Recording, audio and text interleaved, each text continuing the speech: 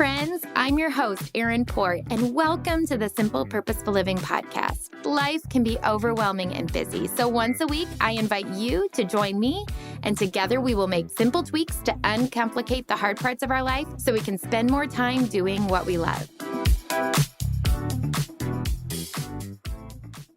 You might be in the middle of summer and not feel too bad about it, right? You might be sitting on the porch with your husband on a Saturday morning, drinking a cup of coffee, and then you open up your phone and suddenly you start seeing all of these beautiful moments overlaid with pretty music.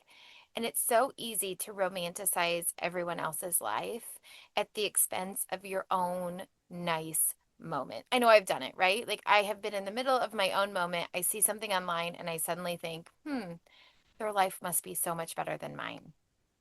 So today on the podcast, I'm sharing something a little more vulnerable. 25 things I have lowered the bar on this summer, in case you need permission to do the same.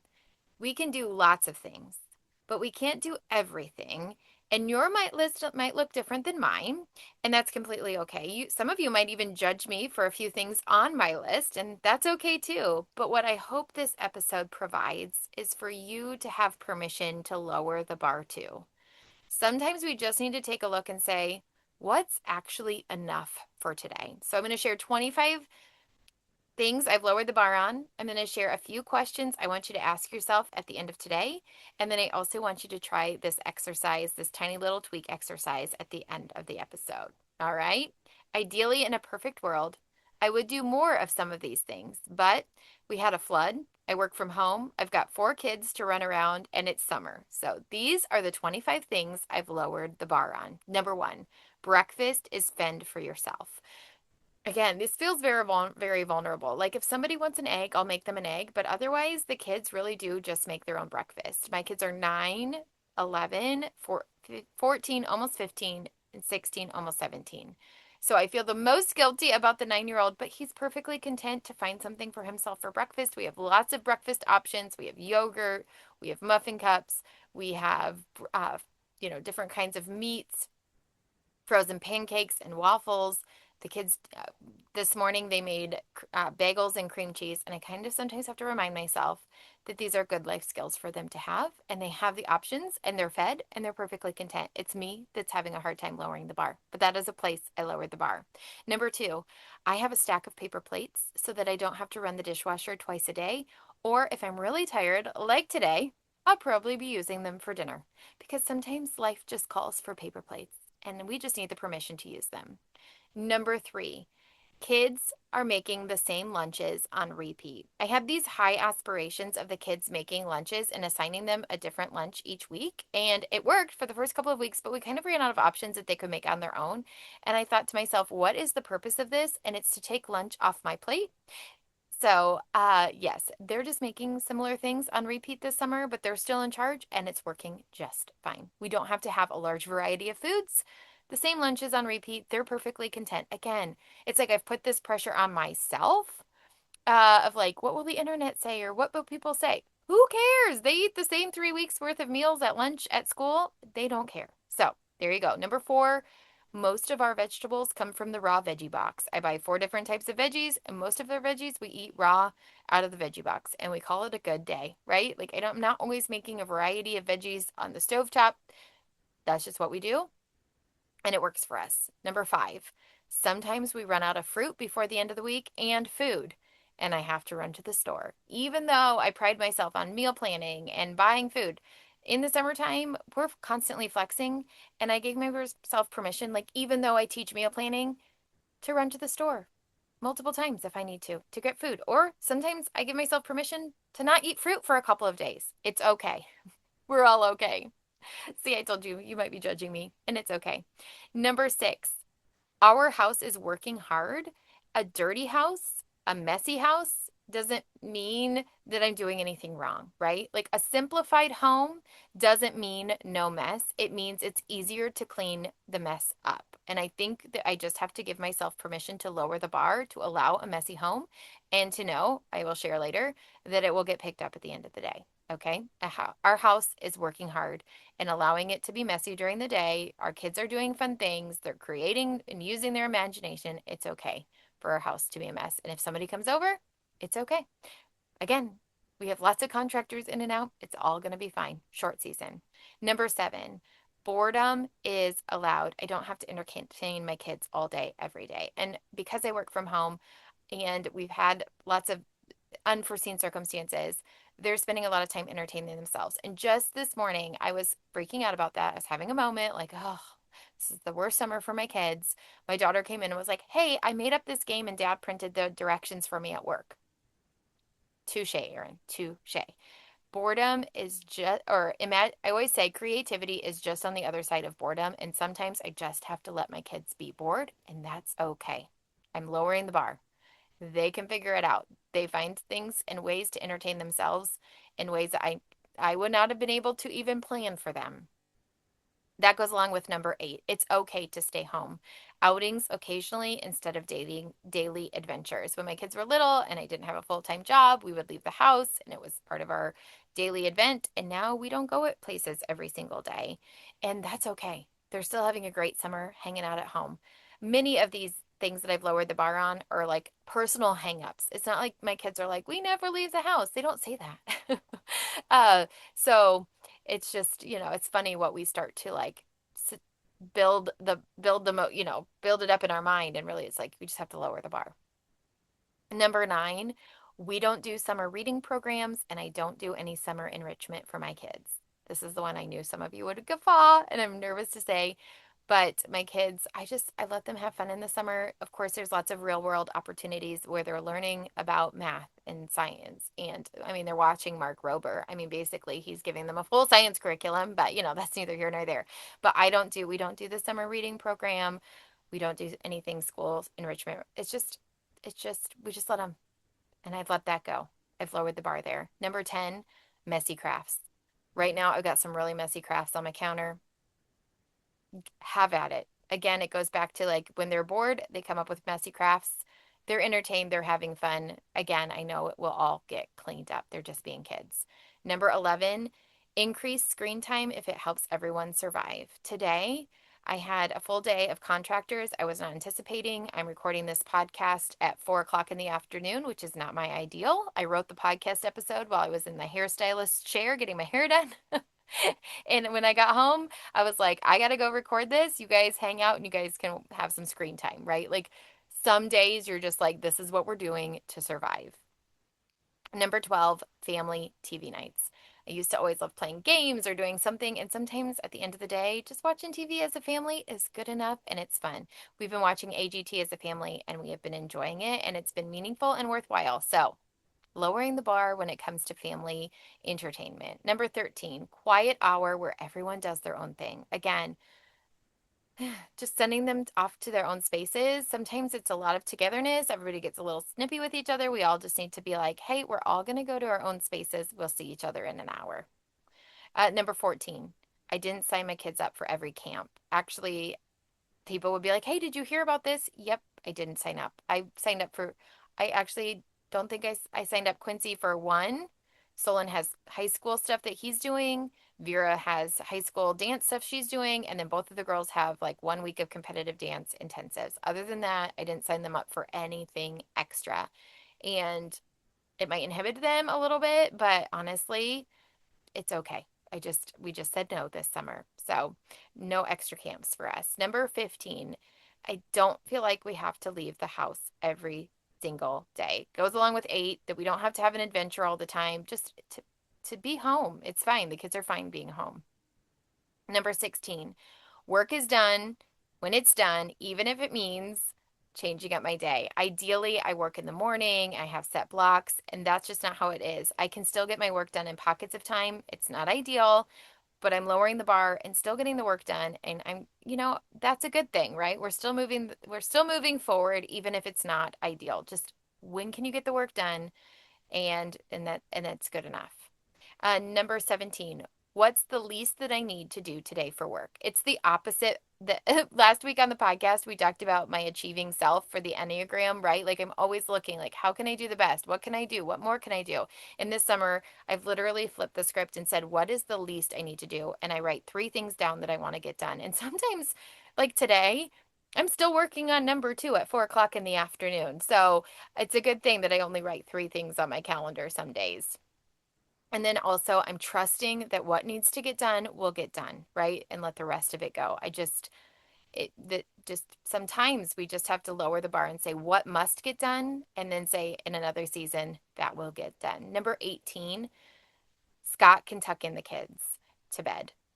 And this one was a hard one for me because I felt like, and my therapist helped me because I was like, well, good moms put their kids to bed. And she's like, why? Who told you that? And I was like, I don't know. I just feel like that's what I see everywhere. And she's like, Scott can put the kids to bed. That could be his thing that he does with the kids. That's not yours, right? But sometimes as moms, I think that's hard.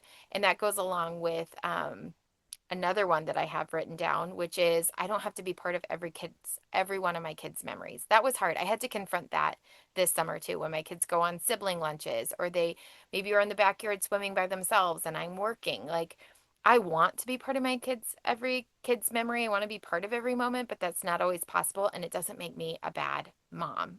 That's come with a lot of therapy, but there you go.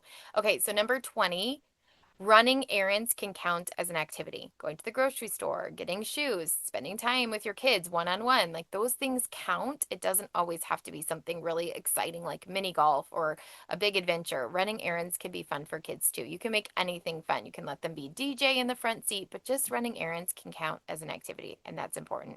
Number 21, we said no to the summer bucket list this year. I did ask my kids, each one of them, one thing they wanted to do this summer, and Quincy wanted to go to the Minions movies, so we made that happen. Lucille wanted to go to Adventureland, but we're going to Legoland on our upcoming vacation, so she was willing to tweak it for me, which I appreciate. Adventureland is our local amusement park, but we're going to Legoland on our upcoming adventure. So, but just asking them each one thing they wanted to do and then doing that instead of a bucket list has been so helpful because um, just one more thing.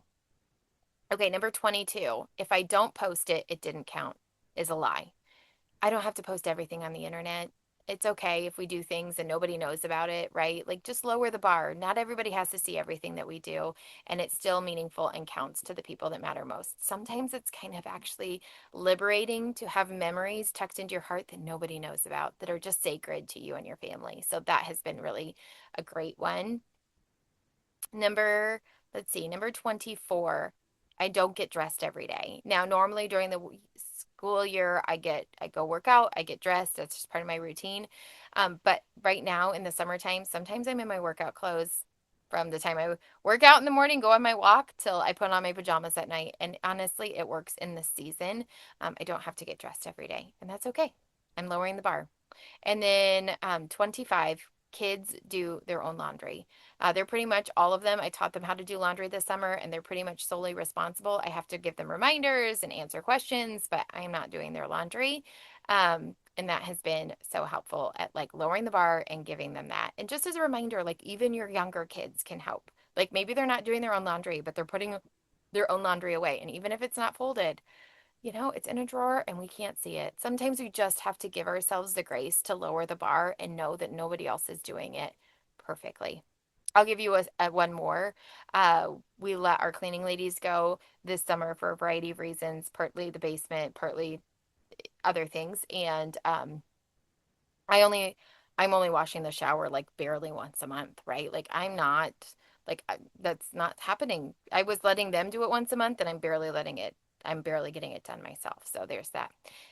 And then for my daily rhythms, I asked myself this question. What are the two or three things that if I did them every day would help sustain me going forward? Like, what's the least I can do that will help me with self-care in the summertime? I think it's an important question for you to ask yourself now that we've gone through the 25 ways I've lowered the bar. Like, what are the little daily rhythms that you need that are like at minimum this is? And I just said, at minimum, I need to go outside on my front porch and have some coffee, write my gratitude journal, and read a short devotional and go on a morning walk. The walk doesn't even have to be long. Like, all of that could be like just a few minutes, but that is critical for setting my day up right. And then at night, before we go to bed, having a clean main space, like tidying up the kitchen, putting the pillows back on the couch, closing the cabinet doors so that I can come into that room the next morning and not feel behind before I get started. If I can get those two things, if I can book in my day with a little bit of quiet in the morning and a little bit of resetting of my space at the end of the day, that's enough. And so maybe you need to answer that question for yourself. Like, what would it look like for you on a day in the summer? What is the lowest minimum thing for a daily rhythm that would help you carry on? Okay, here are some questions that I have been asking myself to reframe the summer because, again, we can have such high expectations on ourselves, things that we see online, the expectations we tell ourselves. I think that these are important. Number one, instead of asking, is the house clean? Ask yourself, can we function in it? Is it functional? Is when it makes a mess, can we pick it back up? Number two, did we do enough fun things? Instead of asking that, say, did we have one good moment together today? Even if it was 5 minutes, did we have a good moment together today? Number three, did I get everything done? Instead of asking that, ask yourself, did I get the most important things done today?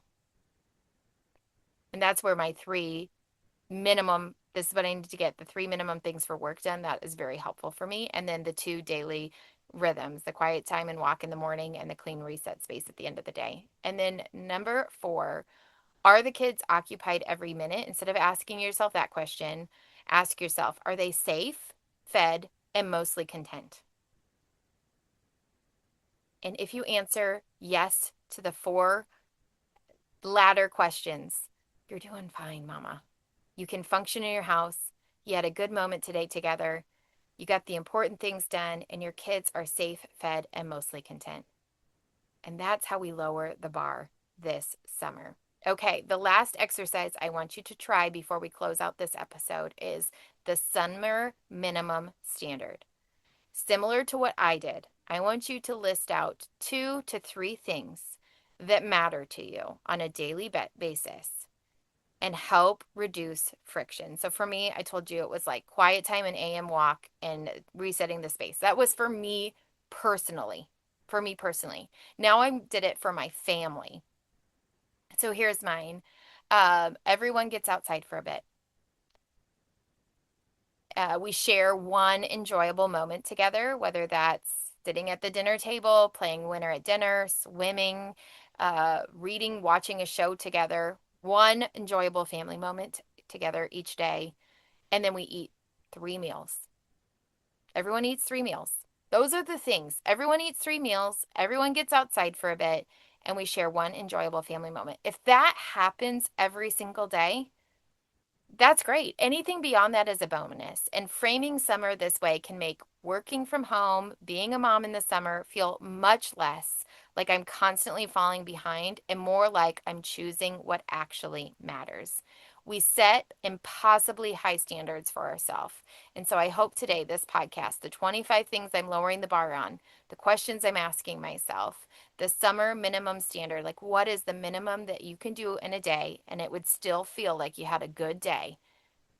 I feel like it just changes the way that I approach my summer days. And when I start to feel that inevitable comparison, expectations creep back in, I literally say to myself, what's the minimum?